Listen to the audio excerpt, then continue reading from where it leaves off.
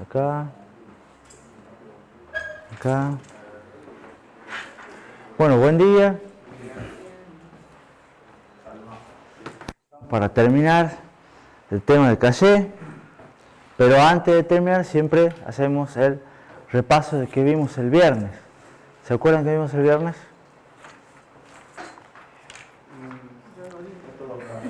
Podrías haber visto el video. Yo confío en la diapositiva. Confía en la diapositiva. ¿Qué vimos el viernes? Vimos primero el cálculo de la MAT, tiempo medio de acceso a memoria, que es una métrica que sirve para comparar jerarquías de memoria entre sí, cuando se tienen algunos datos nomás. ¿Qué datos se usan para el cálculo de la MAT? Los que están ahí. Se calcula como el tiempo de acierto más la tasa de fallos por la penalidad en caso de fallo.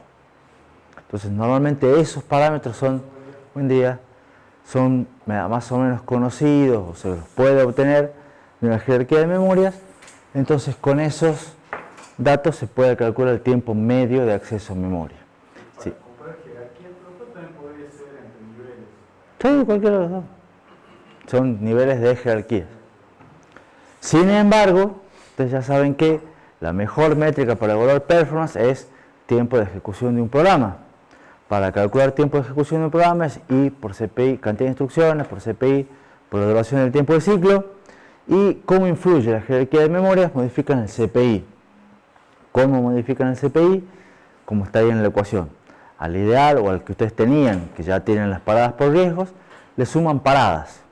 ¿Cómo se calculan esas paradas? ¿Cómo? La cantidad de instrucciones que acceden, buen día, la cantidad de instrucciones que acceden a memoria, la tasa de acceso a memoria por instrucción, multiplicado por la tasa de fallos, multiplicado por la penalidad, que es cuántas veces accedo, cuántas veces fallo, cuánto me cuesta cada fallo en ciclos. ¿Estamos? Son parecidas las ecuaciones, las dos tienen el miss rate por miss penalty, pero esta le suma el tiempo de acierto. La clave es que, no es la clave, sino un factor importante es que lo de arriba es tiempo, entonces acá normalmente esto suele estar dado en segundos, y lo de abajo es ciclos. Entonces acá esta penalidad suele estar dada en ciclos. Estamos en una son segundos, en otra son ciclos, es la misma penalidad, pero esta tiene que ver con la frecuencia, cuánto demora el tiempo de ciclo. Sí. Ya le hicimos esta pregunta. ¿Qué era memoria, el primer término de...? Esta es la cantidad de accesos a memoria por instrucción. Por instrucción. ¿Por qué? Porque acá vos podés tener accesos a instrucciones o a datos, o a ambos. Entonces, si yo te estoy hablando de un caché de instrucciones, esto va a ser cantidad de accesos a memoria por instrucción para instrucciones. Si te estoy hablando de un caché de acceso a datos, esto va a ser cantidad de accesos a memoria por instrucción para el acceso a datos. Y si fuesen los dos, sería una suma. Sería la suma de los dos o los dos términos, digamos. Si es que tienen distintos tasas de fallo y penalidad. ¿Estamos? Después vimos que para diseñar un caché, una jerarquía, implica compromisos. ¿Por qué? Porque estas variables en general están relacionadas entre sí. Y vimos que si nosotros queremos, o vimos técnicas que disminuyen la tasa de fallos, de esa manera mejoran el tiempo medio, pero me aumentan el tiempo de acierto. Entonces, si yo disminuyo una y me aumenta otra, ¿conviene o no conviene? Y vamos a ver cuánto disminuye, cuánto aumenta. O hay otras que me disminuyen la tasa de fallos, pero me aumentan la penalidad. Entonces, siempre es un compromiso, siempre hay un balance. Entonces, por eso es que necesitamos estas métricas para ver si algún cambio o alguna modificación que hacemos resulta conveniente o no. Y siempre es importante medir.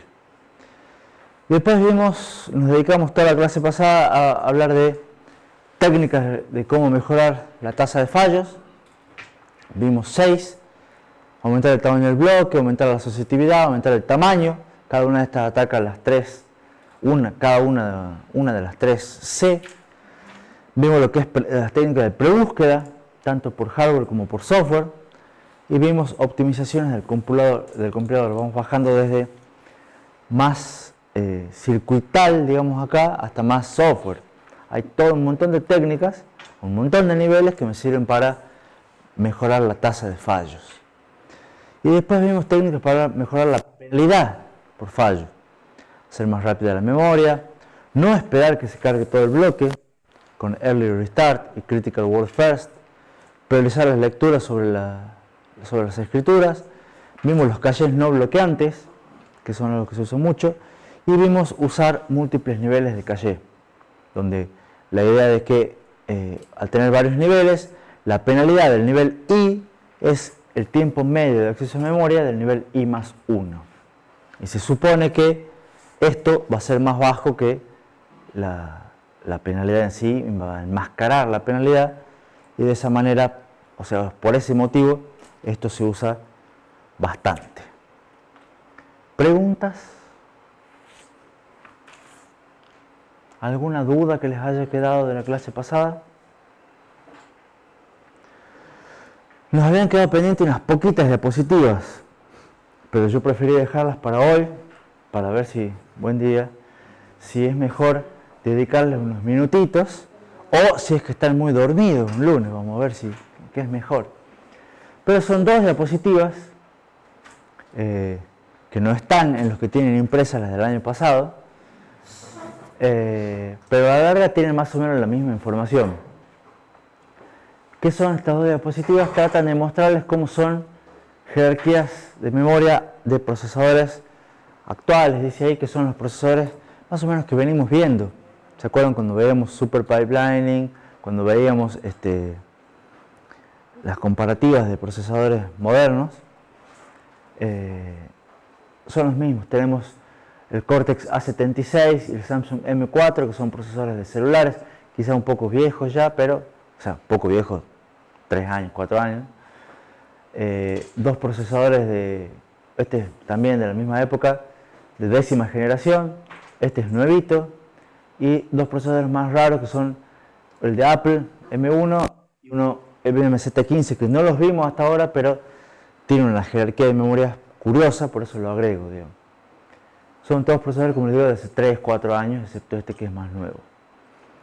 ¿Y qué es lo que les quiero mostrar acá en esta primera diapositiva? Primero, todos tienen separado el caché nivel 1 para instrucciones y para datos. Todos. Lo cual ya da una pauta de cómo se manejan, digamos. Todos tienen en un pipeline, por lo menos separado lo que es el acceso a instrucciones y acceso a datos. Para cada caché vemos ciertas características como tamaño, asociatividad, tamaño del bloque, política de escritura, política de reemplazo, cuántos fallos en simultáneo puede manejar, esto en el caso de que sean no bloqueantes, y cuánto es la duración del tiempo de acierto.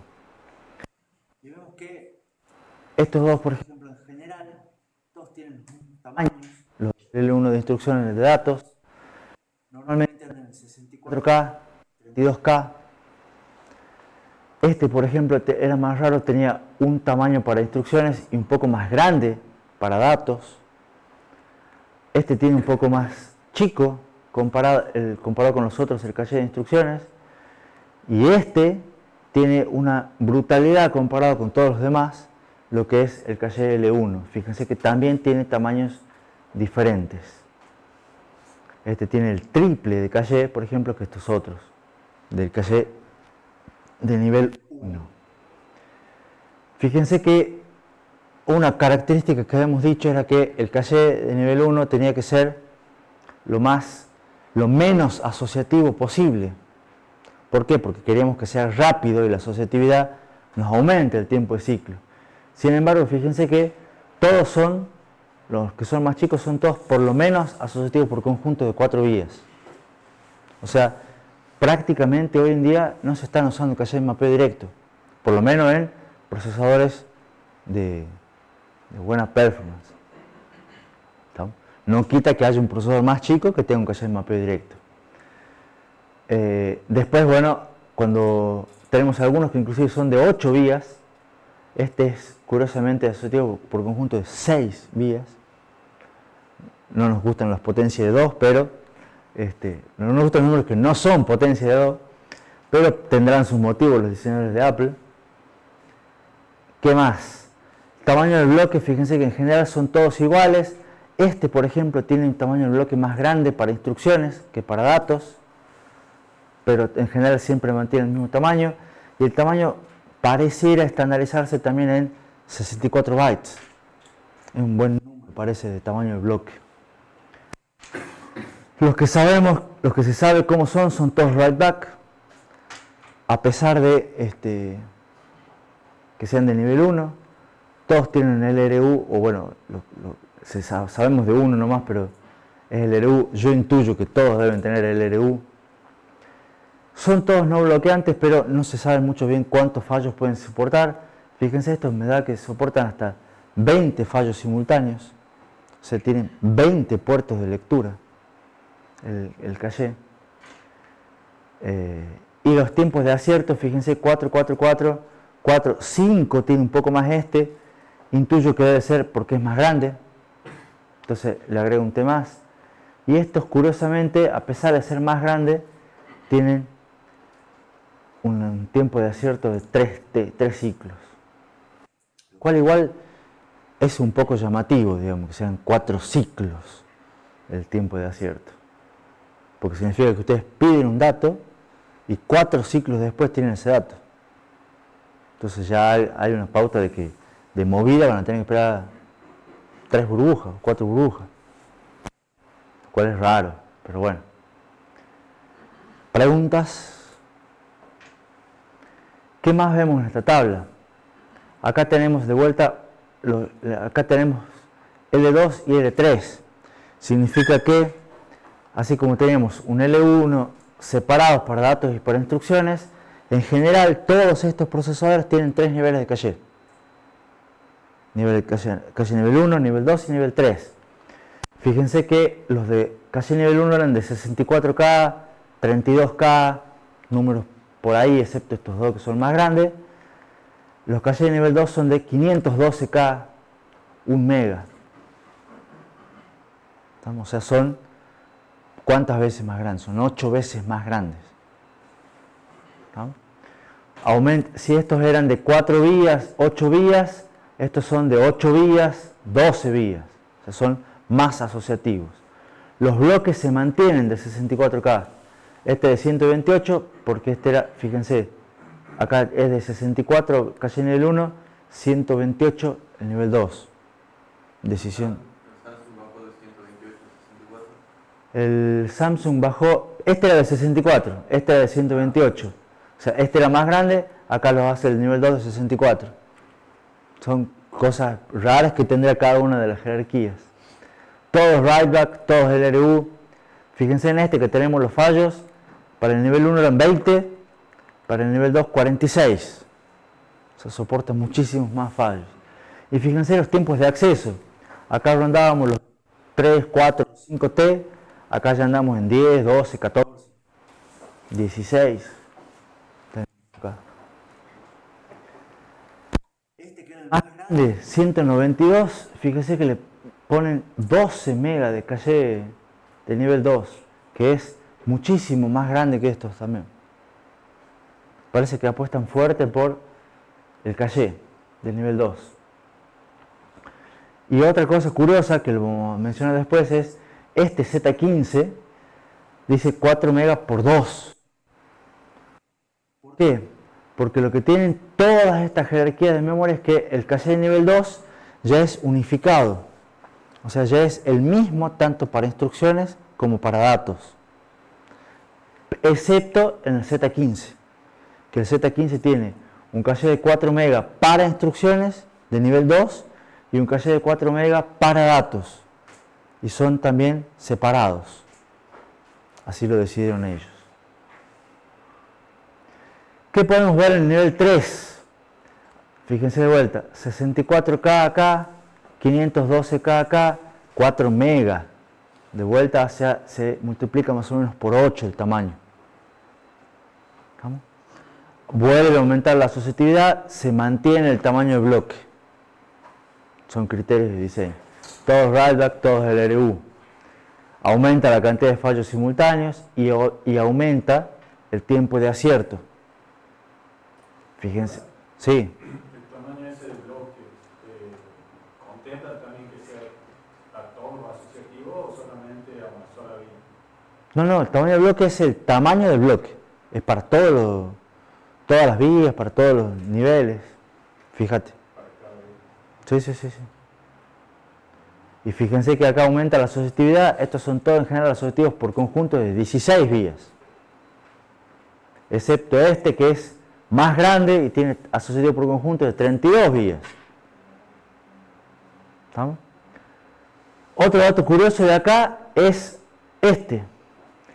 El procesador Apple M1, el Firestone, que tenía los cachés L1 notoriamente más grandes que todos los demás.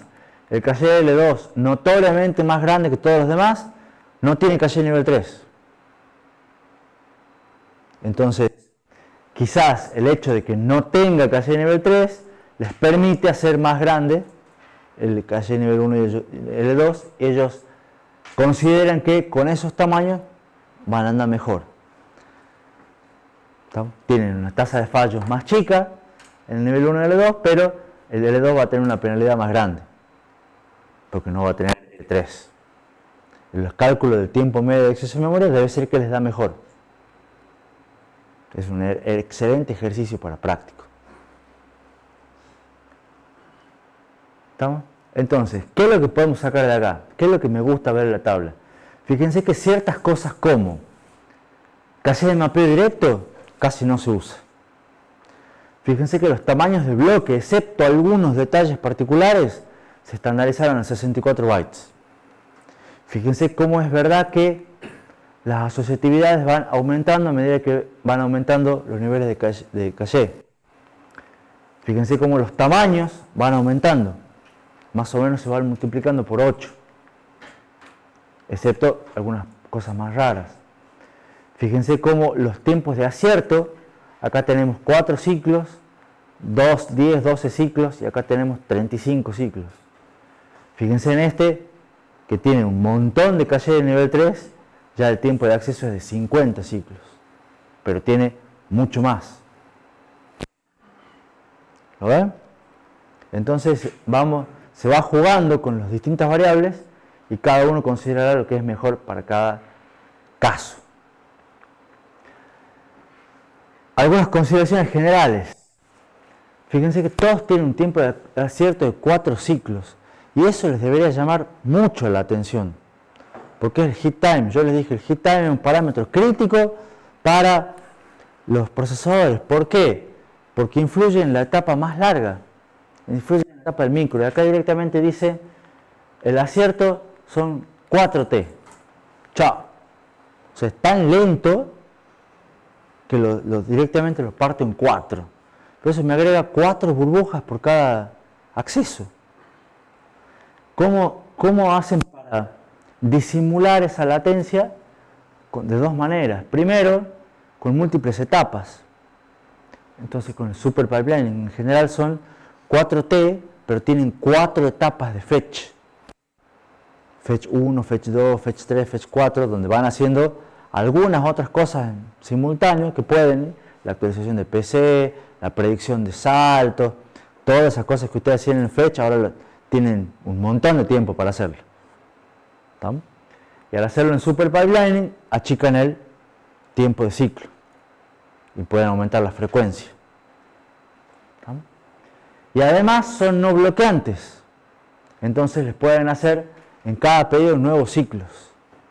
Entonces en realidad es como una especie de, entre el no bloqueante, los nuevos pedidos y todo lo demás, ustedes, el primer pedido va a demorar 4 ciclos, pero si todo va medianamente bien, a partir de ahí pueden empezar a tener en cada ciclo T un nuevo bloque de memoria.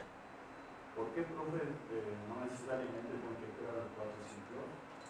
Porque, o sea, vas a tener que esperar los 4 ciclos, pero al hacerlo en pipelining y poder iniciar en cada ciclo un nuevo pedido, vos tenés un tiempo de llenado al principio, donde el primer acceso te va a demorar 4 ciclos, pero a partir de ahí vos vas a sacar en cada ciclo un nuevo acceso a memoria si todo sale bien, si no tenés fallos, por supuesto. ¿Se entiende? Usás la técnica de pipelining. Pero eso porque también es no bloqueante. Y además porque son no bloqueantes. Las dos cosas. ¿Se entiende? De esa manera se disimula la latencia.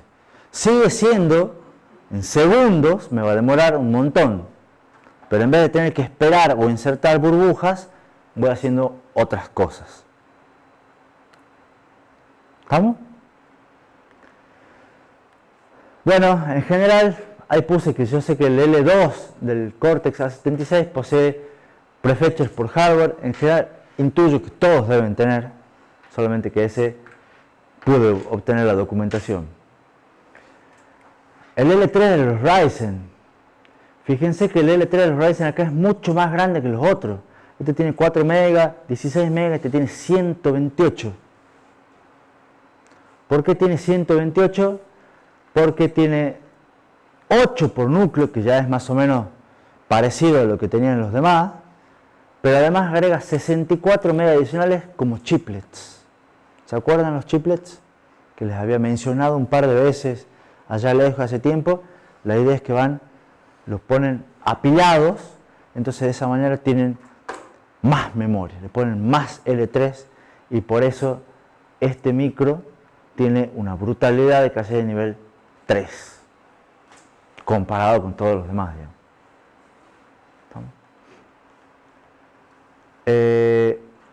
Hay una tendencia de aumento en los tiempos de acierto de los L3. ¿Saben se les ocurre por qué puede ser?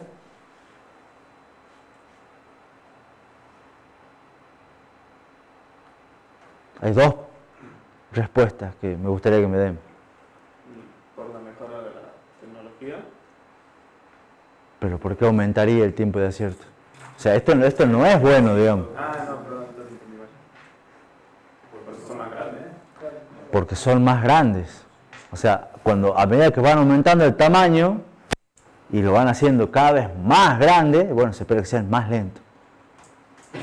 La otra que tiene que ver es que en general van manejando ciclos acá y las frecuencias puede que también aumenten, entonces si aumentan la frecuencia y aumentan la duración del acceso acá, cada vez me va a consumir más ciclos. ¿Cómo sería eso, profe? O sea, si aumenta la frecuencia, ¿no se reduciría el tiempo? Como aumenta la frecuencia, se reduce el tiempo de ciclo. ¿Estamos de acuerdo? Pero ahora, el tiempo de acceso del caché en segundos va a ser más grande, entonces te va a requerir cada vez más ciclos, porque tus ciclos son más cortos. Suponete, acá esto te demora, qué sé yo. Claro, pero son dos cosas distintas, una es la frecuencia del procesador y otra del caché. Por eso, justamente, el tiempo de acceso acá, suponete que sean 100 o 10 nanosegundos. ¿Me entendés? Entonces vos tenés con una determinada frecuencia, son 50 ciclos. ¿Entendés? El tiempo de acceso en nanosegundos, con una frecuencia son 50 ciclos. Si vos le podés aumentar la frecuencia del micro y el otro se mantiene en 10 nanosegundos, estos van a ser más ciclos. Y si además lo haces más grande, te va a consumir más ciclos todavía. ¿Estamos? Bueno, lo que les dije recién, este micro, curiosamente, no tiene L3. Y para ser un procesador que compite en performance con todos los demás, sin un L3 es interesante. ¿Estamos? Porque la performance es bastante parecida a los otros, en algunos casos mejores, y el chiste es que, de vuelta, no tiene L3, pero tiene un L2 mucho más grande, mucho más asociativo, y unos L1 mucho más grandes también. Entonces la apuesta de Apple fue, hagamos más grande el L1 y el L2.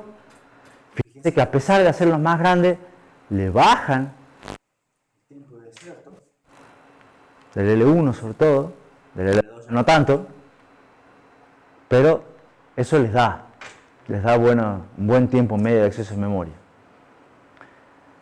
También les dije que el Z15 posee caché de nivel 2 separados, Y lo curioso es que este procesador tiene un caché de 4. Es el único, hoy en día, los procesadores de IBM, o por lo menos de los procesadores que todavía se comercializan más o menos mainstream, que tiene 4 niveles de caché. Todo mal con la memoria principal, me parece. Todo mal con la memoria principal. Fíjense, este caché es un caché unificado de 960 megas, o sea, casi 1 giga. ¿Estamos? Asociativo por conjunto de 60 vías. El nuevo número que no es potencia de 2, medio raro. Siempre con, fíjense que este tenía bloques de 256 bytes y tenía el bloque de 256 bytes en toda la jerarquía. Este IBM dijo, hagamos bloques más grandes para tener más localidad. Entonces vamos viendo cómo distintos fabricantes en distintos procesadores van tomando distintos criterios de diseño. Y que sirve para ver que no hay acá la regla de esto funciona siempre o esto es mejor en todos los casos. ¿No? Y además van a ver que como la memoria principal y la jerarquía de memoria es crítica para el desempeño de un procesador, justamente acá, en estos temas, digamos, en el diseño de la jerarquía de memoria, es donde hay mucha diferencia entre un micro y otro. Entonces, ahí o sea, si agrandan esto, achican esto, cuántos ponen de caché, son lo que suelen venir de diferencias significativas entre un nuevo micro de Intel, un nuevo micro de AMD, un nuevo celular que sale. Gran parte de la diferencia competitiva está en cómo organizan su jerarquía de memoria. ¿Alguna pregunta? Bueno, con eso, ahora sí terminamos el tema. Tema largo, tema intenso. ¿Y qué vimos? Que las memorias caché son una parte fundamental de la jerarquía de memorias. Se basan en el principio de localidad. Lo que sirven, o sea, no tienen un gran valor en sí mismos, son caros, ocupan mucha área de procesador, ocupan gran parte del consumo de energía, pero son, como dice, fundamentales acá y se usan para cerrar la brecha de performance entre los procesadores y la memoria principal. La memoria principal, lamentablemente, es muy lenta con los micros. ¿Estamos? Vimos un montón de terminología, vimos que es un acierto, un fallo, un tiempo de acierto, una tasa de fallos, penalidad en caso de fallos, tiempo medio de acceso a memoria. Son todos términos que a esta altura del partido ya los deberían manejar, porque los van a servir para mañana. Vimos cómo afecta la jerarquía de memorias, afecta al CPI. Estamos aumentando todas las paradas por fallos con la ecuación que vimos al principio de clase en el repaso. ¿Cuáles son las variables de diseño? Tamaño del caché, tamaño del bloque, cuán asociativo lo hago. ¿Cuáles son las políticas de reemplazo? LRU, random. ¿Cuáles son las políticas de escritura? Write through, write back. Falta la organización, bueno, la organización está acá en la asociatividad. Vimos que puede ser mapeo directo, asociativo puro, asociativo por conjuntos. En general vimos que todas las variables de diseño interactúan. Entonces cuando subo una, mejoro una, empeora otra. Entonces me genera compromisos. La elección va a depender de la traza de memoria, que algunos estuvieron renegando el fin de semana con las trazas de memoria. Para poder tomar buenos criterios o algo, tenemos el modelo de las 3C que nos ayuda a tratar de identificar por qué están ocurriendo los fallos y cómo mejorarlos. Los fallos pueden ser inevitables, por conflicto o por capacidad. Vimos un montón de técnicas para reducir la tasa de fallos y un montón de técnicas para reducir la penalidad. El tiempo de acierto en general es lo más difícil de reducir. Y lo que más se usa, como vimos recién en el ejemplo, son cachés de múltiples niveles para reducir la penalidad. ¿Preguntas? Cerramos tema 11. Diapositivas de agradecimiento. Y a la casa. Las ganas de Brian.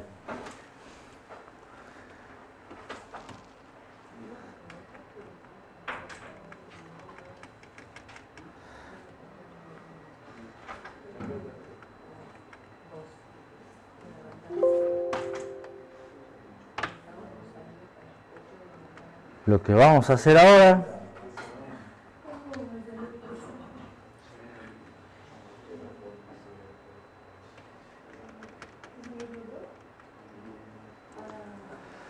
es arrancar con el tema 12.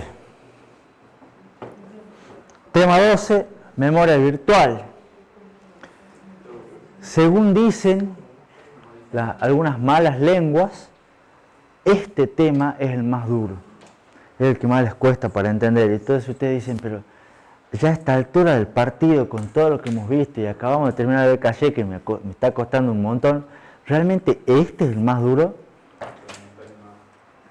Dicen que este es el pico, digamos, después hay un bajón y después vuelve a subir, no es que después viene todo cuesta abajo, digamos. Según otras malas lenguas,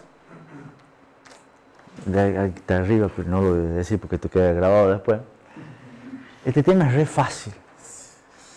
Y no lo ven porque les cuesta a los estudiantes tradicionalmente ver el tema de las cosas virtuales, porque ya van a ver que son de mentira, digamos, de mentirijilla, como les gusta a algunos. Entonces les cuesta ver, pero una vez que lo ven, una vez que logran identificar, se van a dar cuenta que en realidad el mecanismo es simple. ¿Estamos? Pero, por supuesto, tienen que superar esa montaña y cuando terminen esa montaña, a partir de ahí sí lo ven que es un poco más fácil. ¿Cómo? No. Por lo menos pasar el tema, tratar de pasar el tema, digamos. Bueno, con semejante introducción, ya todos deben estar un poco asustados. Este es el segundo tema de lo que son los temas del segundo parcial. Estamos con el cronograma bien, falta un mes entero todavía de clase. ¿Qué es lo que vamos a ver acá? Vamos a ver la necesidad de por qué es importante tener memoria virtual. Vamos a ver cómo se implementa la memoria virtual, que es a través de un mecanismo que se le denomina paginación. Vamos a ver cómo se diseña un mecanismo de memoria virtual, las características. Vamos a ver cómo se vincula con el caché y ahí cuando revienta todo. Y vamos a ver qué es un TLB, que también está relacionado con esto, y ahí es donde se pierden todos y se quieren tirar por el blog. Que no suceda nada de eso, pero bueno, la recomendación siempre, hay capítulos del libro que tratan estos temas, hay una sección en particular que es memoria virtual, la 5.7, no es muy larga, y dado que este tema normalmente a los estudiantes les cuesta, les voy a poner otra vez énfasis en que si no siguen las clases o les cuesta o soy medio malo explicando, lean el libro. No se queden con las diapositivas, lean esta sección, serán 10 páginas como mucho y capaz que los ayuda a entender por qué hace falta la memoria virtual, cómo funciona la memoria virtual. ¿Estamos? Estas son ya para reforzar algunos conceptos. Bueno, vamos a hacer un repaso de temas que vimos en el tema 1. ¿Se acuerdan de multiprogramación? ¿Qué era multiprogramación? Era la posibilidad de que varios programas se estén ejecutando de manera concurrente en una computadora. Y es la manera en la cual ustedes tenían de poder estar ejecutando el navegador, con sus varias pestañas del navegador, con Chrome, con el OBS, con PowerPoint, con el Fortnite también, porque ustedes, con Discord y con todas las cosas que ustedes usan para estar en la computadora al mismo tiempo. ¿Es lo mismo que multitarea? Sí, en general sí. Es la misma idea. Todos los programas ejecutándose concurrentemente. ¿Se acuerdan que vimos que la palabra clave era concurrentemente? Porque en realidad no se están ejecutando al mismo tiempo. O sea, a ustedes les da la ilusión de que se está ejecutando al mismo tiempo porque se ejecutan muy rápido. ¿Estamos? Pero en el procesador se ejecuta de a uno, o sea, uno por vez. ¿Está claro? ¿Se acuerdan de eso? ¿Cuál era el objetivo de esto? Aprovechar mejor los recursos del sistema. ¿Quién se encargaba de administrar los recursos?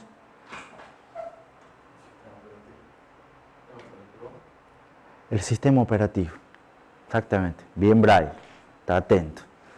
Había, o en general hay, un programa, porque a la larga es un programa, que se lo llama sistema operativo, que dice, vos quedate tranquilo, los programas van a ser todos independientes, y yo me voy a encargar de manejarlos y de administrar los recursos.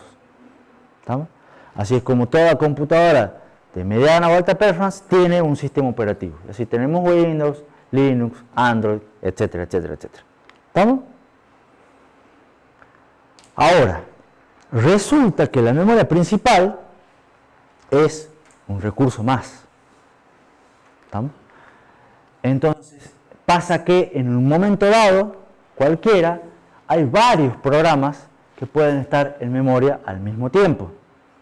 De hecho, ustedes consumen, ustedes tienen su... Si ustedes van al monitor del sistema, no creo cómo se llama, administrador de tareas, van a ver que hay un montón de programas ejecutándose, todos están ocupando memoria, el que más le ocupa memoria debe ser Chrome. ¿Estamos? Entonces cada tanto lo tienen que cerrar, volver a abrir, cerrar pestañas, todas esas cosas con las que ustedes reniegan. La cuestión es que hay varios al mismo tiempo. Y además, como la idea de la multiprogramación es, cada programa, él debe creer o piensa de que él tiene toda la memoria para él solo. ¿Por qué? Porque cada programa debe creer que es el único y debe ser transparente. Cuando ustedes escribían el código, ustedes no se ponían a pensar, a ver, yo voy a poner acá un vector de 20 elementos. Y ustedes definían y ponían el vector. Pero ustedes no decían, a ver, ¿a dónde voy a poner el vector? ¿Y estará aquí ocupándome la memoria del Chrome? ¿Alguna vez pensaron eso? No. Ustedes escriben y dicen, chao, yo necesito mi vector. Fin. ¿Está claro? Porque los programas creen y manejan que son transparentes. Y a su vez, los programas no deben interferir entre ellos. O sea, un programa no tiene por qué meterse con los datos o con las instrucciones o con la ejecución de otro programa. Hay programas que se meten con la ejecución de otros programas, pero ¿cómo se suelen denominar esos programas? Virus. ¿Estamos? Son los programas dañinos. ¿Estamos? Los que no queremos tener, digamos. Pero en general un programa no debe interferir con otros. ¿Está claro? ¿Vamos bien hasta acá? Son todas cosas que ustedes deberían conocer y manejar. Entonces, vamos ahora con un ejemplito muy simple. Supongamos que tiene un programa, P1, ¿estamos? Que necesita en total, tiene un espacio de direcciones, o necesita manejar todos sus datos, y todos sus datos ocupan 4 kilobytes de memoria. ¿Estamos? Y a su vez tenemos otro programa, P2, que también todos los datos que él necesita son otros 4 kilobytes de memoria. ¿Vamos bien? Y ahora supongamos que todo lo que tenemos de memoria son 8 kilobytes. Lo cual es poquita, pero me sirve para el ejemplo. Si lo quieren pensar con 4 GB, 4 GB y 8 GB, me da lo mismo. ¿Estamos? El ejemplo apunta a que tenemos un total de memoria principal y tenemos un programa P1 que ocupa la mitad y otro programa P2 que ocupa la mitad. ¿Estamos? Ahora, ¿qué pasa? Ustedes tienen el programa P1, en algún momento tiene una instrucción store, que puede tener tranquilamente una instrucción de acceso a memoria, que graba y escribe un dato en la dirección 2000. ¿Estamos? él va, pum, pone un dato en la dirección 2000 de memoria. ¿Estamos? Como ustedes lo vienen haciendo siempre. Un store tiene un 0 de T1 y en T1 tiene el valor 2000, entonces te escribe en la dirección 2000. ¿Estamos bien hasta acá? Esta dirección se corresponde a la memoria principal, es una dirección física, real. Ustedes hemos visto en el camino de datos que la dirección se generaba en la ALU con la suma de un registro base más una constante, y eso le pasaba en un registro de segmentación si era pipelining, y de ahí iba a la memoria, que era al caché. ¿Estamos bien? Ahora, ¿qué pasa? El sistema operativo, por algún motivo, me produce un cambio de contexto y en general me lo saca a P1 de ejecución y me pasa a ejecutar P2. P2 quiere hacer un load de la dirección 2000. ¿Qué creen que puede pasar? ¿Entienden este problemita? O sea, tenemos multiprogramación por un lado, tenemos nuestro caché con el camino de datos por el otro. Ahora alguien, por algún motivo, me cambia un programa y me pone el otro, lo cual puede ser. ¿Estamos? Entonces ahora P2 va a leer un dato de la dirección 2000.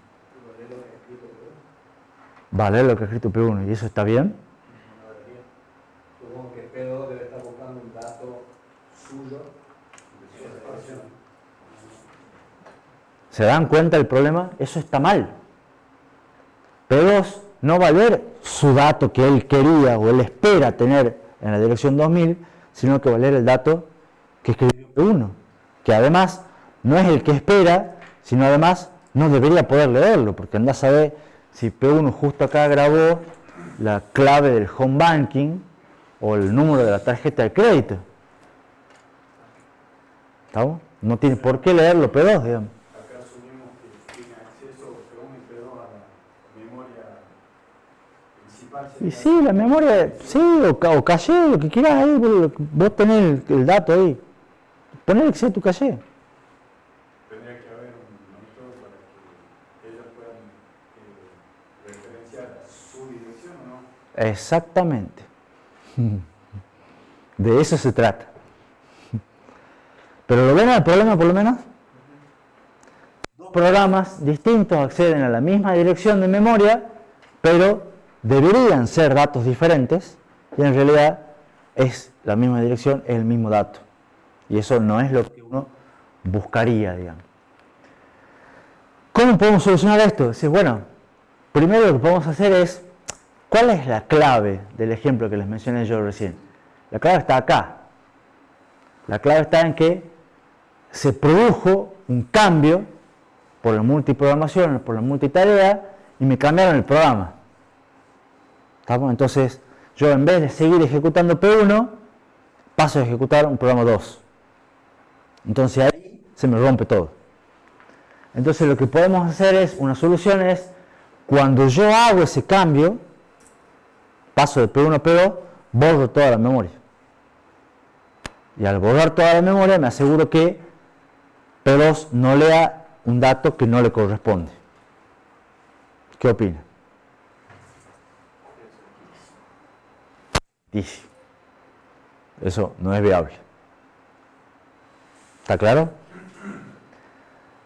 Y además, fíjense, a ver, espera. En el caso de que se haga ese cambio de contexto y se borre, suponemos nosotros que traemos el dato que necesita ahora P2. Claro, P2 va a tratar de ver su dato, eventualmente va a obtener su dato y va a ser el correcto. Sería lento porque tiene que acceder a un nivel más bajo de memoria. Sería lento porque tenés que estar con cada cambio borrando toda la memoria. Claro, pero trayendo. Y además trayendo todos los datos, siempre tendría fallos, etc. Porque además ustedes ya saben que normalmente tienen un montón de programas ejecutándose. Entonces, la intuición les tiene que decir que ustedes cambian con el Alt-Tab y cambian entre el Chrome, un lector de PDF, ¿qué más hemos dicho? Discord, todo lo demás, o sea, están permanentemente cambiando de contexto. Esto pasa frecuente, digamos, este cambio, digamos. No es solamente una locura que ocurre de vez en cuando. Otro factor que habría es que estaría solo usando la mitad de la memoria. ¿Por qué? Y bueno, porque P1 ocupa la mitad, ¿estamos? Pero después si yo lo borro, pongo P2 y ocupa la mitad. Y lo borro, pongo P1 y ocupa la mitad. Entonces ocuparía siempre la misma mitad, porque nadie me dice por qué tengo que utilizar la otra mitad. Entonces estaría no aprovechando la memoria, digamos. Tengo más memoria, pero no la estoy usando porque siempre estoy cargando la mitad. ¿Se entiende? Entonces, como se lo quiera ver, esto es una porquería. Pero me soluciona el problema de la protección, me soluciona el problema del acceso. Esto hace que funcione bien, pero es una porquería. Entonces, ¿cómo podemos hacer? Decimos, bueno, seamos más inteligentes. Tenemos la memoria que me alcanzaba para que entren los dos programas, entonces hagamos una cosa. Pongamos siempre P1 en la primera mitad y pongamos P2 en la segunda mitad. De esa manera P2 nunca va a acceder a la dirección 2000. ¿Qué les parece? Mucho mejor, dice Brian. Joaquín dice, ¿cómo haríamos eso? También es inviable. ¿Por qué? Porque ustedes, como programadores, deberían saber cuando están escribiendo sus programas a dónde van a ser ubicados en memoria. Entonces yo voy a saber que mi programa va en la dirección 1000. Entonces listo, entonces empiezo y pongo mis datos a partir de la dirección 1000. O sea, acá suponemos que cambia la solución. Por supuesto. Sí. Puede ser que cuando uno ejecuta el programa del sistema operativo les asigna a todos la misma dirección de memoria, empezando desde cero en adelante. Acá Alejandro plantea, ¿puede ser que cuando nosotros ejecutemos los programas del sistema operativo nos asigne la misma dirección para todos? Más o menos. Más o menos. En realidad no. Pero hace algo parecido. Nos haría creer que tenemos esa memoria. Nos haría exactamente. Nos direcciona una Exactamente. Por ahí va. Te hace creer que vos estás en la dirección que vos considerás la tuya y él te pone en otra. Y ahí es donde va la virtualidad. Entonces, ¿está claro por qué esto no funciona? ¿Por qué no puede funcionar, digamos? Porque además tiene un pequeño problema. Supongamos que además yo les diga, bueno, ustedes, yo ahora solamente pueden escribir sus programas y solamente pueden acceder de la dirección 1000 a la 2000, por ejemplo. Que ya sabemos que no es viable, ¿no? Pero supongamos que si fuera así, alguno podría decir, ¿por qué yo puedo estar entre la 1000 y la 2000? ¿Qué hay antes? ¿Qué hay después? Y no, exacto, alguno podría intentar acceder a otras direcciones solamente porque puede, digamos, o porque intentaría hacerlo. Entonces también eso les da la pauta que si ustedes están en este lugar, hay otros en otros lugares. Entonces eso también es una posible brecha de seguridad. Entonces, sea como sea, las dos soluciones estas, que son soluciones para que ande correctamente, son soluciones que no son viables. ¿Está claro? ¿Me siguen hasta acá? Entonces, sabemos que los programas tienen que ser transparentes. Un programa no tiene que no tiene ni que saber que hay otros programas, ni saber dónde está él, ni saber dónde están los otros programas. Tiene que ser totalmente transparente. El programador de programa B2 no conoce, ni debe conocer ningún dato acerca del programa 1. Entonces tiene que ser totalmente transparente. Porque si sabe algo, se lo puede obtener o lo va a tratar de hackear. Así somos los seres humanos, digamos. ¿No? Entonces, la solución es hacer que todos los programas de P1 y P2 en realidad no acceden a direcciones virtuales, no acceden a direcciones físicas, sino que todas las direcciones que manejen sean virtuales, o si lo quieren ver así, lógicas. Entonces ustedes escriben el programa y ustedes van a acceder a la dirección 1000 o a la dirección 2000 y va a ser la dirección 2000 de ustedes. la dirección 2000 de P1 y va a ser la dirección 2000 de P2. Cada programa va a tener su propia dirección 2000 y va a ser una dirección virtual. ¿Estamos? Y después, como bien ya la intuición los va llevando, va a ser el sistema operativo el que se va a encargar de ubicar a P1 y P2 en lugares físicos de memoria. Pero P1 no va a saber dónde y P2 no va a saber dónde. ¿Quién es el que va a saber dónde? El sistema operativo. ¿Estamos? Y a su vez, el sistema operativo tiene que proveer un mecanismo para traducir esas direcciones virtuales en direcciones físicas. Porque el sistema operativo tiene que saber la dirección 2000 de P1 a dónde va y la dirección 2000 de P2 a dónde va. ¿Estamos?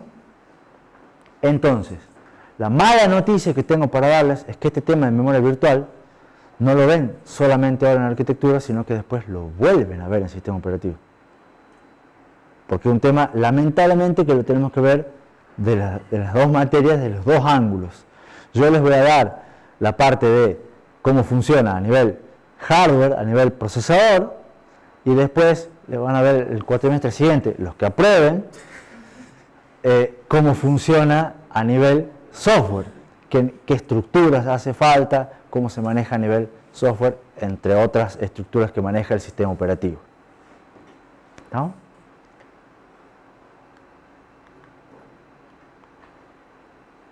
¿Quieren que hagamos un recreo? Sí. Es un buen momento para hacer un recreo. ¿Está claro hasta acá la necesidad? ¿Alguna pregunta? Sí. Necesita azúcar.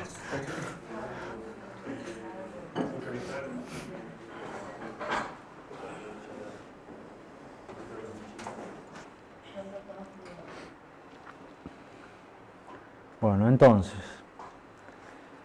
se entiende la necesidad de la memoria virtual y se entiende que que el sistema operativo directamente, o sea, que los programas acceden a direcciones virtuales, no van a ser las direcciones reales, físicas de memoria, sino que van a ser virtuales. Cada uno va a tener la suya y después el sistema operativo es el que se va a encargar de ubicarlos en memoria y de ver cómo se traducen esas direcciones virtuales a direcciones físicas. ¿Preguntas? Entonces, vamos a ver cómo es que el sistema operativo hace ese mecanismo de memoria virtual. Y hay varios, tampoco varios, creo que son 2 o 3 formas de implementar el mecanismo de memoria virtual, pero hay uno de ellos que es por muy lejos el más usado, que es el que vamos a ver nosotros, que se le denomina mecanismo de paginación. ¿En qué se trata? Se trata de, primero agarramos la memoria principal, la memoria real, la memoria física que ustedes tienen, la RAM que ustedes tienen instalada, y cómo se la divide en varios pedacitos iguales, todos pedacitos del mismo tamaño. A cada pedacito se lo denomina marco, el marco de los cuadros, un frame en inglés. Marco de portarretrato en realidad, porque de ahí viene, digamos. No sé si ustedes saben lo que es un portarretrato y una foto de papel. Calculo que, bueno, en un par de años ya no van a saber los alumnos, ¿eh? Entonces, basándonos en el ejemplo anterior que veníamos trabajando, vamos a suponer que tenemos marcos de 1 kilobyte. Entonces nuestra memoria, que era de 8 kilobytes, la vamos a separar en 8 pedacitos iguales de 1 kilobyte. ¿Estamos? Y a su vez dividimos el espacio de direcciones virtuales de cada programa también en pedacitos iguales, en partes iguales, todas de tamaño fijo y del mismo tamaño que los marcos. ¿No? Y esos pedacitos en los cuales dividimos las direcciones virtuales les llamamos páginas. ¿No? Entonces tenemos los marcos por un lado, las páginas por el otro. La idea es que sean del mismo tamaño y que yo en cada marco ubico una página. ¿Se entiende? Entonces después eventualmente ubican los portarretratos esos que vienen de a varios. Bueno, es esa misma idea. Entonces ustedes tienen el portarretrato inicialmente vacío, agarran una foto y ponen una foto. Agarran, ponen otra foto después, y lo pueden poner en cualquier orden, no importa. Después vemos el orden. Pero después, si tienen fotos del novio o de la novia y se pelean, sacan la foto y ponen otra foto. O si tienen fotos de los hijos, como en mi caso, sí, y los chicos crecen, no es que me peleo de los chicos, digamos, pero en general ponen están los chicos bebés, después sacan, ponen uno con un poco más grande, sacan uno con un poco más grande. Entonces van cambiando las fotos del portarretratos. ¿Se ubica la analogía? ¿Memoria principal o caché? Memoria principal. Ahora estamos hablando de memoria principal. Entonces, la idea es esa misma. Tenemos, lo importante ¿cuál es? Que el tamaño de la foto sea el mismo tamaño que el portarretrato, si no, no encaja, tienen que cortar la foto, o poner varias, collage, ya son parches, digamos. Pero la idea es que tenemos entonces los marcos en memoria física principal, memoria real. Las páginas son los pedacitos en los cuales separamos la memoria virtual de cada programa. ¿Estamos? Los tamaños de página es el mismo tamaño que de los marcos. Entonces en este caso, también para nuestro ejemplo van a ser de 1 kilobyte. Y la idea es que cada página la vamos a ubicar en un marco de memoria principal. ¿Estamos? Entonces lo vamos a ir separando en pedacitos y vamos a ubicar los distintos pedacitos. Pero dependemos de la fragmentación que hagamos nosotros en la memoria principal. A ver, ¿qué es lo que querés decir? Más que nada por el tema de que si son varios programas y tienen sus propias páginas, no es que dividimos el programa, sino dividimos la memoria principal y depende de ese tamaño del marco. No, el tamaño del marco y el tamaño de la página suele ser fijo. Claro, pero dependen de la memoria principal, no del programa.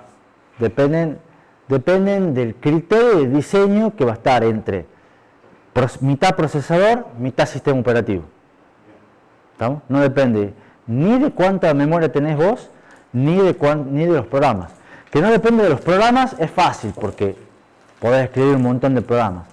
Y ahora, no depende de la memoria principal, ¿por qué? Porque esto funciona igual, vos tenés ahora, ¿cuánto tenés en tu computadora? De RAM. 12 GB de RAM. Vos tenés 12 GB de RAM y anda bien la computadora. ¿Y el día de mañana que tenés uno de 8 y uno de 4? No tiene idea. Debes tener uno de 8 y uno de 4. Entonces, supongamos que el día de mañana querés ampliar la memoria, entonces sacás el de 4 y pones otro de 8 y vas a tener 16 GB de memoria principal. A la larga, el mecanismo sigue funcionando igual. Lo que va a hacer va a tener más marcos. ¿Se entiende? Pero el mecanismo va a funcionar igual. Los tamaños van a ser fijos. Ya vamos a ver más de qué depende y cuáles son esos tamaños. Pero la idea hasta acá está. Bien. Ahora, ¿cómo hace la traducción el sistema operativo entre direcciones virtuales y direcciones físicas? En general, con una tabla. No se complica mucho. ¿Estamos? Tiene una tabla en la cual dice, esta dirección virtual va a parar a esta dirección física. Y chao. En realidad, esta página está ubicada en este marco. Porque las páginas, vamos a ver que contienen, como son de 1 kilobyte, contienen varias direcciones. Entonces voy a decir, esta página va a parar a este marco. Entonces todas las direcciones que se corresponden con esta página de datos van a parar a este marco de memoria principal. Maneja con una tabla. Esa tabla recibe un nombre especial que es la tabla de páginas. Se podría llamar tabla de marcos también, pero en realidad es una tabla de páginas. Y la tabla de páginas tiene número de página, en qué marco está. No hay mucha vuelta que dar. La vamos a ver en un ejemplo también, como para ir reforzando todo esto. Esta tabla simplemente indica, fíjense, en qué número de marco fue alojada cada página del programa. Cada programa tiene su propia tabla de páginas. que es la pregunta que me hacía Brian. Entonces un programa va a decir, yo tengo todas estas páginas está en tal lado, esta página está en tal lado, esta página está en tal lado. ¿Está? Cada programa va a tener su propia tabla de páginas. Entonces, volvamos a nuestro ejemplito. Nuestro ejemplito tenemos P1 necesitaba 4 kilobytes, P2 necesitaba 4 kilobytes. Entonces ahora vamos a suponer, a modo de ejemplo nomás, que yo ya soy un poco más inteligente y digo, P1 va a ocupar los primeros 4 kilobytes de la memoria y P2 va a ocupar los segundos 4 kilobytes de la memoria. ¿Estamos? Entonces, ¿cómo serían las tablas de páginas de P1 y de P2? ¿Cuántas? Si yo tengo cada programa en su espacio de direcciones virtuales de 4K, o sea que, ¿cuántas páginas voy a tener yo para cada programa? 4, porque las páginas dijimos que eran de 1K. ¿Estamos? Voy a tener 4 páginas para P1, 4 páginas para P2. La tabla de páginas va a tener 4 entradas para cada uno. 4 entradas para P1, 4 entradas para P2. ¿Me siguen hasta acá? ¿Cuánto era la memoria principal en el ejemplo? Era de 8K. ¿Cuántos marcos voy a tener? 8 marcos. ¿Estamos? Entonces, si yo pongo P1 en los primeros 4K, va a ser la tabla de páginas de P1 va a ser tan simple como esto. La página 0 del programa 1 va a estar ubicada en el marco 0. La página 1 en el marco 1, la página 2 en el marco 2, la página 3 en el marco 3. Y se acabó. ¿Y cómo sería la tabla de páginas para el programa 2?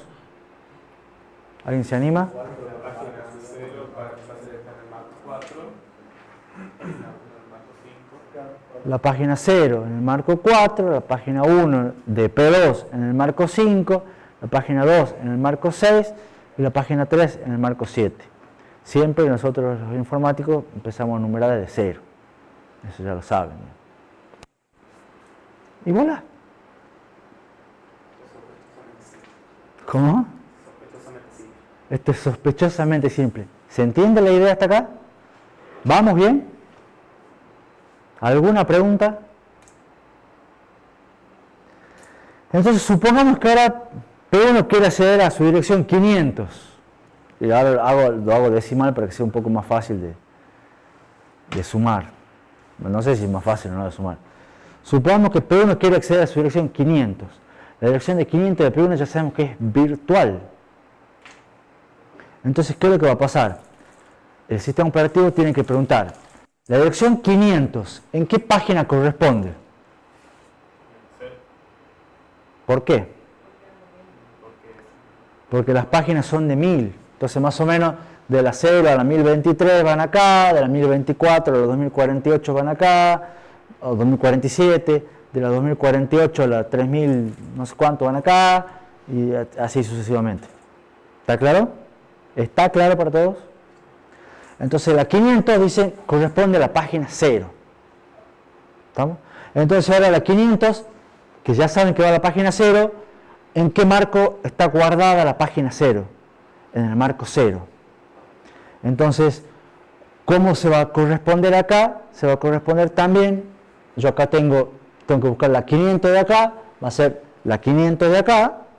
Entonces, como está ubicada también en el marco 0, va a ser la dirección física 500. Entonces la traducción es buscando, primero, a qué página corresponde la dirección virtual, primer paso. Segundo paso, en qué marco está ubicada esa página. Y tercero, obteniendo la dirección física correspondiente a ese marco donde está alojada la página. En este caso, como son 0 y 0, va a dar 500 y da lo mismo. ¿Estamos? Pero ¿qué pasa ahora que cuando P2 quiere acceder a su dirección 500? Repitamos el mecanismo, me vengo de este lado. ¿En qué página de P2 está ubicada la dirección 500? En la página 0. ¿Está claro? Pero ahora, ¿en qué marco está ubicada la página 0 de P2? En el marco 4. Entonces, ¿cómo va a ser la dirección física donde va a estar la dirección 500?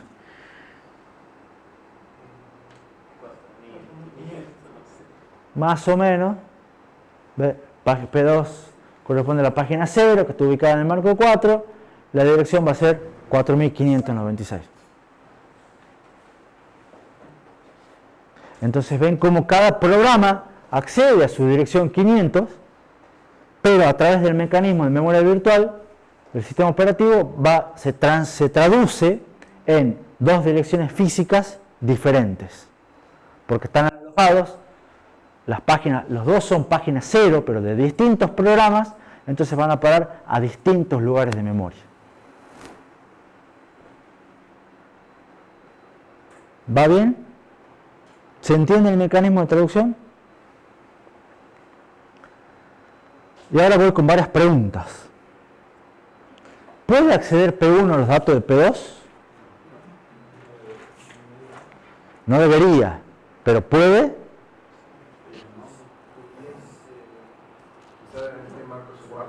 Bien. ¿Cómo tendría que hacer P1 para acceder a los datos de P2? Tendría que tener ¿qué? La tabla de páginas de P2. O sea, P1 solamente podría acceder a los datos de P2 si sabe dónde están los datos de P2. Para saber dónde están los datos de P2 tiene que acceder a la tabla de páginas de P2. Entonces, la respuesta es que, o sea, solamente puede acceder a los datos si tiene acceso a la tabla de páginas. ¿Cómo podemos hacer para que no acceda? ¿Quién tiene las tablas de páginas? El sistema operativo. Entonces imagino que cada vez que nosotros queramos pasar un archivo de la computadora al Chrome para subirlo, pasa sistema operativo, memoria, sistema operativo y va al otro programa. Algo así. Porque además estás con un pequeño detalle en el medio. ¿Dónde está el archivo? Claro, el archivo está en la computadora. ¿Qué es en la computadora? Documentos, en alguna carpeta. ¿Que está dónde? En el disco. El disco es un dispositivo de entrada-salida, que todavía ni siquiera lo hemos visto, el tema siguiente, pero ya va vinculado. Pero normalmente a la larga el disco es un recurso más. ¿Quién maneja los recursos de la computadora? El sistema operativo. Entonces todo va a empezar con, y además vos vas a hacer clic con el mouse. Entonces todo el sistema operativo, vos vas a hacer una petición al sistema operativo para decir, che, anda, buscame tal archivo de tal lado, poneme tal. Todo eso va a ser un mecanismo más largo, digamos. Pero sí, va por lo que vos estás diciendo. Y además con traducción en el medio. Está claro entonces que P1 no podría acceder, o sea, no debería, no va a acceder a los datos de P2 a menos que de algún modo consiga acceso a la tabla de páginas de P2. ¿Podría considerarse que acceden en hipotéticos casos en que generen un offset de su espacio de direcciones y justamente P2 debajo del programa? Es que no puede, porque fíjate que todo el espacio de direcciones de P1 está contenido acá. P1 hemos dicho que no puede acceder a más del espacio total de direcciones. Esa es toda la memoria que puede acceder P1. ¿Sí? No tiene más que eso. No puede acceder a más que eso. Entonces, bueno, para hacer esto hacemos que las tablas de páginas sean parte del sistema operativo y se prohíbe el acceso de cualquier programa a una tabla de páginas que no sea la suya. Entonces P1 solamente puede acceder a la tabla de páginas de P1. ¿Estamos? De esa manera el sistema operativo provee protecciones. Pregunta, esto es muy interesante. En el ejemplo nosotros pusimos las páginas, o sea, las páginas de P1 las pusimos en los marcos 0, 1, 2 y 3. Y las de P2 en el 4, 5, 6, 7. ¿Se acuerdan?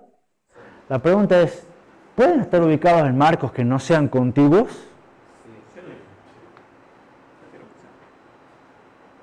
¿Qué opinan? Sí, porque podemos quedar en el marco, sabemos el número del marco, básicamente ya solamente los marcos C una conversión. No interesa tanto qué qué marco esté, sino que esté, digo, la tabla de páginas está la información donde va a acceder. Exactamente, no tienen por qué ser contiguos. Simplemente cada página va a un marco. ¿A cuál marco? Me da lo mismo. ¿Estamos? Entonces, en este caso, nosotros hemos hecho la suposición inicial esta, era para que ustedes entiendan primero, pero la verdad es que lo pueden haber puesto en cualquier marco. ¿Estamos? Siempre y cuando estos sean, por supuesto, estas 4 páginas van a 4 marcos, estos otros 4 a otros 4 marcos, está claro, digamos. No pueden ir al mismo. ¿Estamos? Entonces, de esa manera, este podrá estar en la 0, este en la 5, en la 7 y en la 1, y este puede estar en las otras. ¿Está claro? Pueden ser cualquiera. No hay ningún tipo de restricción con respecto a la ubicación. Otra. ¿Qué pasa si resulta que los datos de P1 no eran de 4K y P1 ocupaba más memoria? P1 le dicen Chrome. Le ocupa más memoria. ¿Qué hacemos? Ahora tenemos uno que ocupa 5, el otro que ocupa 4. Pero tenemos 8 en total.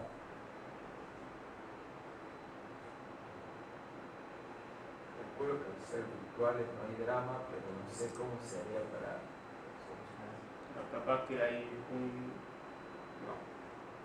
no creo que haya un marco que se pueda traducir dos páginas que se puedan traducir en marco diferente, no sé cómo decir. ¿Cómo hacen para meter? Tienen 9 páginas que meter en 8 marcos. Un marco metería 2 páginas. ¿No podés? Claro, Estamos hablando de memoria RAM. Vos tenés tu memoria RAM que tiene 8 marcos y vos tenés tu memoria virtual que tenés 9 páginas. ¿Cómo se le ocurre que podemos hacer para meter 9 páginas en 8 marcos?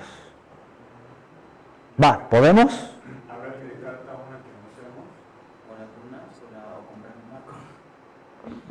No tenemos más marcos por el momento, no podemos comprar más marcos. Me gusta lo que dijo Brian, ¿puedo decirlo más fuerte? Tenemos que descartar algunas páginas que no usemos de algún otro programa. Es muy buena. No, de otro programa no, porque si son una tabla por cada programa. Pero las tablas son una cosa, esa la maneja el sistema operativo. Pero me gusta la idea de Brian. Habló ¿puedes decir de vuelta las cosas que he dicho? Porque has dicho cosas interesantes. No importa, pero ha dicho descartar, ha dicho las que más usemos. Y eso me suena que ya lo venimos viendo nosotros. Son términos que venimos manejando. ¿Y el caché estaba basado en qué? ¿Se acuerdan? En el principio de localidad. La pregunta es, ¿necesitamos tener todas las páginas de P1 y de P2 al mismo tiempo en la memoria? No. ¿Por qué? Por el principio de localidad que dice que en un intervalo corto de tiempo los programas acceden a un intervalo a pocos datos. Entonces no necesito tener todo el tiempo todo el programa. Si lo separo en partes, ¿qué es lo que hago? Cargo las partes que necesito. Entonces la realidad es que no se cargan los 5K de P1 y las 4 páginas de P1, las 5 páginas de P1 y las 4 páginas de P2. No cargo al mismo tiempo las 9 páginas. Cargo las que necesito. Cuando ya tengo toda la memoria llena, lo cual no debería suceder, ya es un problema, ¿estamos? Pero ya tengo toda la memoria llena, necesito traer un dato que no está. ¿Qué hago? Saco, ¿cuál? El menos usado, el más viejo, el que hace más tiempo que no accedo. ¿Se entiende? Ahí no hay diferencia entre qué programa, qué página sea la que no hay. No. Sacás la página que si es un programa que hace mucho que no lo abrí, chao, lo haces volar. Total, eso está en nivel inferior, ¿verdad? Sí, en un nivel inferior, sí. Entonces, la clave es que no tenemos todas las páginas No es necesario tener todas las páginas. Por el principio de localidad tenemos las más usadas. Y el resto de páginas, bueno, en el nivel siguiente. Cuando las necesitemos, las traemos. Y así funciona la jerarquía. ¿Está claro? ¿Seguros? Ahora, para poder hacer eso, usamos lo que ya sabemos de caché y decimos, momento, las tablas de páginas no solamente tienen que contener la traducción, sino que ahora puede ser que me tienen que indicar si una página está o no en algún marco. ¿Estamos? Porque ahora la tabla, volvamos a poner una tablita vieja, yo acá tenía mi página y en qué marco está ubicada. Si no está ubicada en ningún marco, porque no la traigo, entonces no le ponemos nada. Pero no le ponemos nada y pongamos por las dudas un bit de validez que sabemos que nos sirve para identificar si tenemos o no tenemos un dato válido en esa tabla. ¿Cuál era el ejemplo, profe, de P1 o P2? Era P1, pero puede ser cualquiera. Se añade una entrada más con el número de página y se pone lo que necesite en la parte de marco. Exactamente. Después la vas a ir trayendo a medida que vos lo necesites. Son los famosos tiempos de carga, cuando hacemos alt tab y el programa siguiente no se cargó. Por ejemplo, o la otra clásica también en otros juegos de tipo que son más de exploración, que tienen que, los clásicos se les pone a veces la ruedita cuando van caminando por un lado o entran a otro, o cuando entran a alguna habitación nueva y están las animaciones de la puerta y ustedes entran, en realidad son trucos para cargar los datos. Resident Evil 1, por ejemplo. Ahí tenía un montón de ese tipo de cosas. Por supuesto que la idea es que cada vez sean más disimulados esos tiempos, pero están ahí. Bueno, se entiende la necesidad de que haya también un bit de validez para indicar si una página, si una entrada de la tabla de páginas está o no cargada en un marco, ya que puede haber páginas que no estén cargadas. ¿Vamos bien? ¿Qué otra pregunta? Esta está buenísima. ¿Pueden dos páginas virtuales, una de P1 y una de P2, estar mapeadas al mismo marco?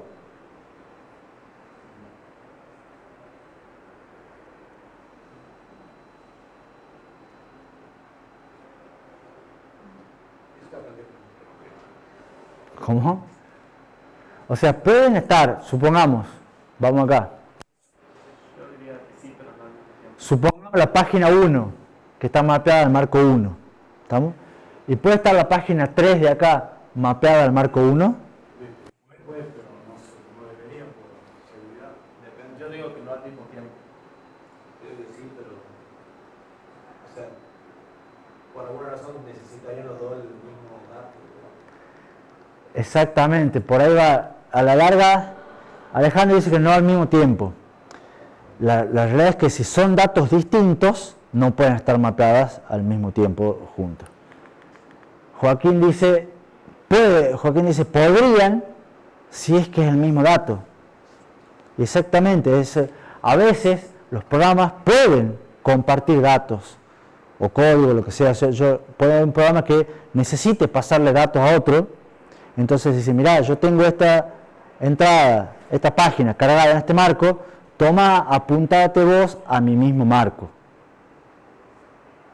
¿Estamos? Y sería solamente una cuestión de que se quiera compartir recursos. No se debe, pero a veces se puede querer compartir. Eso lo maneja todo el sistema. Lo maneja todos. Las tablas de páginas, ¿quién comparte? ¿Quién las maneja? El sistema operativo. O sea, esa dependencia de, o más dependencia, o mejor dicho, es el hecho de que P1 comparta con P2, eso, o sea, que comparte un dato. No es que P1 sabe que comparte dato con P2, sino que lo maneja el sistema operativo, o los programas esos ya de alguna forma están hechos para que compartan. Las dos cosas, o sea, los programas están hechos para que compartan y además requiere permiso y autorización del sistema operativo. Son esas clásicas de, ¿usted está de acuerdo con? Sí, permitir. Bueno, algunas de esas impactan acá, digamos. ¿Estamos? ¿Usted quiere que yo acceda a sus datos? Sí, dale, no hay problema. acepto, y después, uy, tuve un problema con... Bueno, ahí pasa, digamos. ¿Estamos? A la larga las tablas van a ser punteros, entonces compartir y copiar un puntero es facilísimo.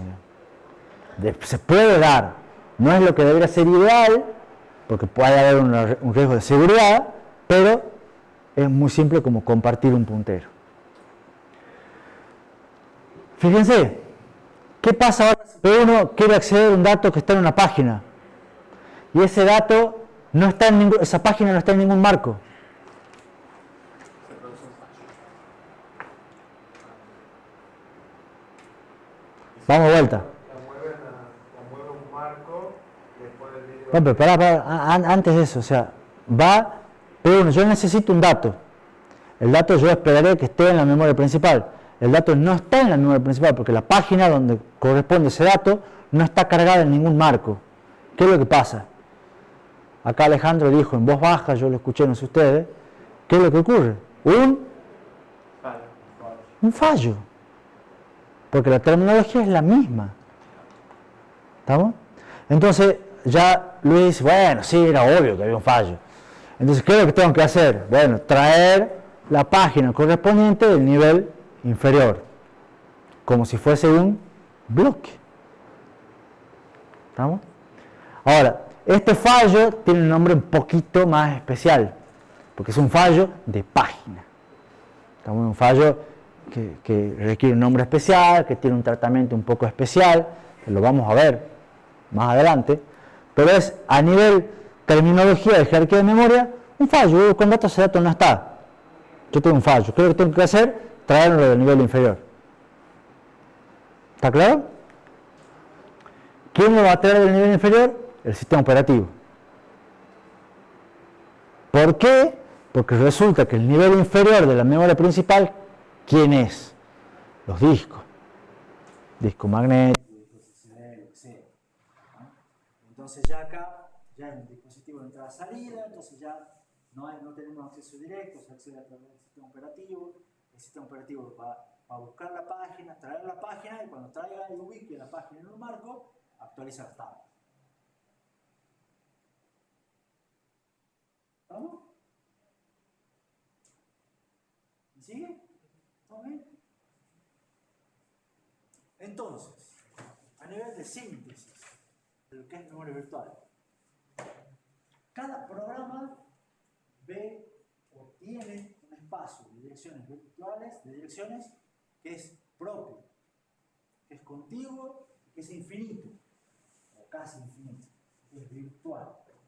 Entonces ustedes tenían, por ejemplo, cuando veíamos el camino de datos, nosotros veíamos el RB32i, que tiene direcciones de 32 bits, ¿se acuerdan?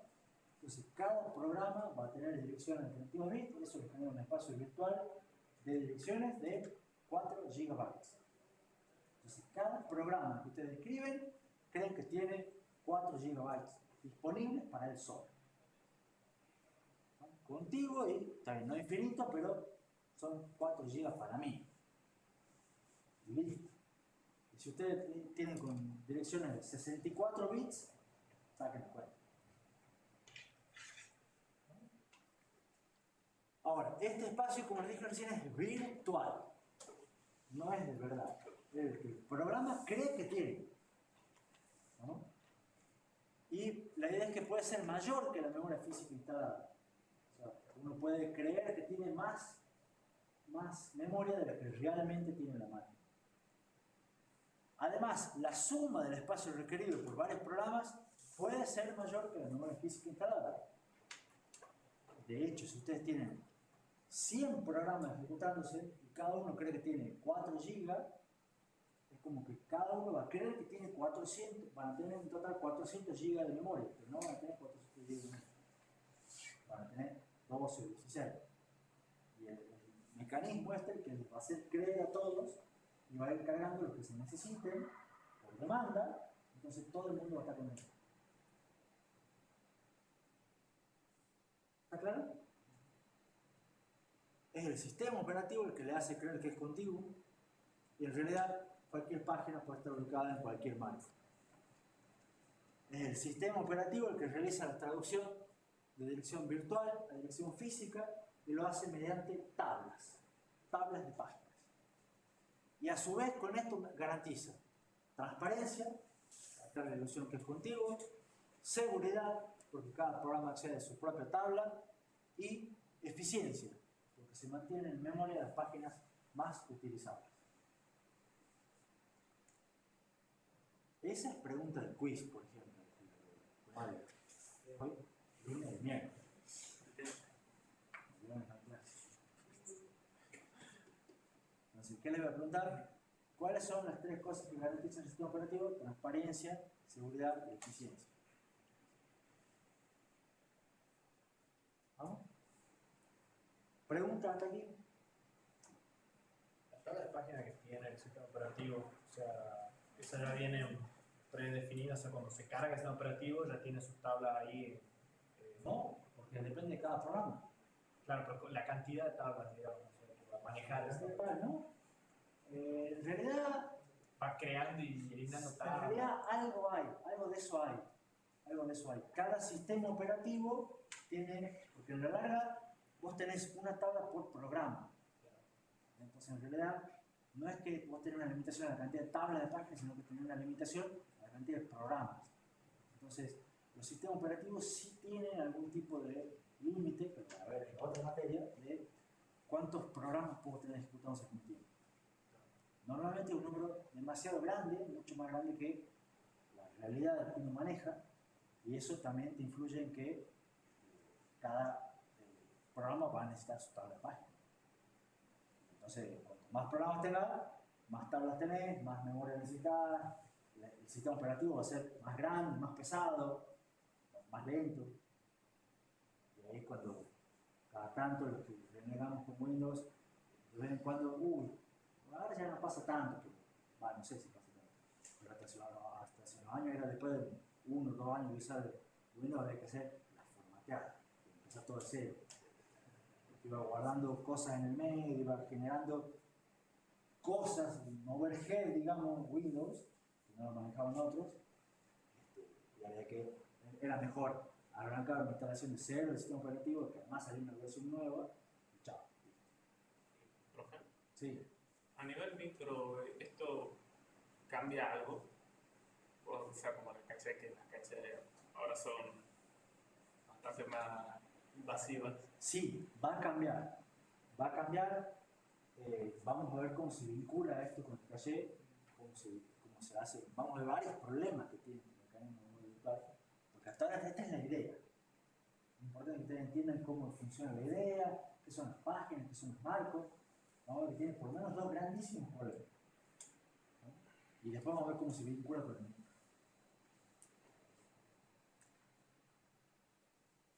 ¿Alguna otra pregunta? Veamos una más. Tenemos minutitos más. Entonces, la memoria virtual es un mecanismo que, como les dije hace un rato, es conjunto entre el sistema operativo y el micro. O sea, lo provee en realidad el sistema operativo, pero tiene que estar soportada por el microprocesador que está por debajo. Es el procesador que da las pautas y el sistema operativo que define cómo se va a usar. ¿No? Ahí tiene que ver la dirección de memoria que usted decía. Por supuesto. El procesador, fíjense que en general cuando se hacen procesadores, se hacen para cualquier sistema operativo. ¿No? Y cuando sale un sistema operativo, sale compatible con tal procesador. ¿No? Es parte de estas cuestiones que están ahí en el medio, que hay que ponerse de acuerdo. Entonces, el hardware que provee soporte a las funciones necesarias del sistema operativo. ¿Cómo lo hace? Normalmente todo procesador, todo núcleo, tiene lo que se conoce como una unidad de manejo de memoria, que es una MMU, una sigla popular, conocida. Entonces, como parte de todas las cuestiones que tiene el micro de todos los bloquecitos, unidad de adelantamiento de memoria, unidad de detección de riesgo, etcétera, va a haber una unidad de manejo de memoria.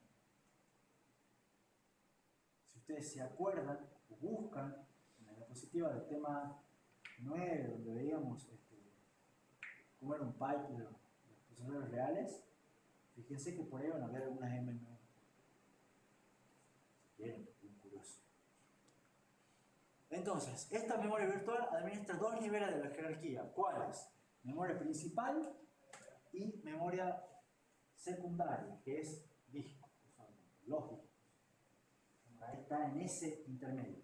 Los cachés no están vinculados directamente con memoria virtual. La memoria virtual va desde la memoria principal para abajo. Usa, digamos, la idea es que, como si fuera la memoria RAM, es como si fuera un caché del disco. Tiene los datos más usados de todos los datos que están en el disco. Y ciertas analogías con lo que vimos de caché. En caché teníamos bloques de memoria, acá tenemos páginas. En el caché, a su vez, decimos un dato se ubica en ciertos bloques de caché, eso viene a ser un marco. Cuando tenemos un fallo en el caché, acá tenemos un fallo de página. Y esta sí ya la dejamos. ¿Alguna pregunta? ¿Viste que no estaba tan imposible como el virtual?